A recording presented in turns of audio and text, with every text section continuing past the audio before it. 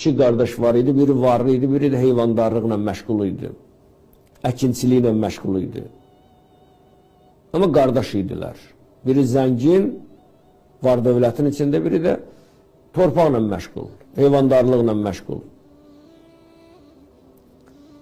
Günlərin bir günü həmən o kasıb, hansı ki torpaqla məşğuldur, heyvandarlıq məşğuldur, heyvanla məşğuldur, yatır, bir neçə saatdan sonra qardaşı, varlı qardaşı ona oyadır.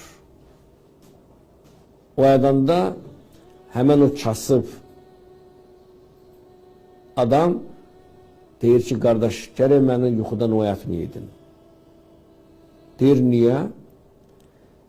Deyir, mən yuxuda baxdım, gördüm ki, mənim xəzinələrim, mən böyük bir iş adamıyam, xidmətçilərim, nələrim, böyük bir ev, mülküm, malikanəm filan.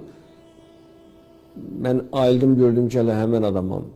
Deyir, o zəngin qardaşı gülür, deyir, sən bunları yuxuda görürsən, mən isə real həyatda yaşayıram, belə təkəbbür, ego ilə deyir. Mən bunu real həyatda görürəm, mən bunu rahat yaşayıram, sən o yuxunu görürdün. Qardaşın mənası həmən o kasıb, qardaşın mənalı ifadə ilə qardaşına baxır, belə bir söz deyir, qardaş, əslində ikimiz də yuxu görürük.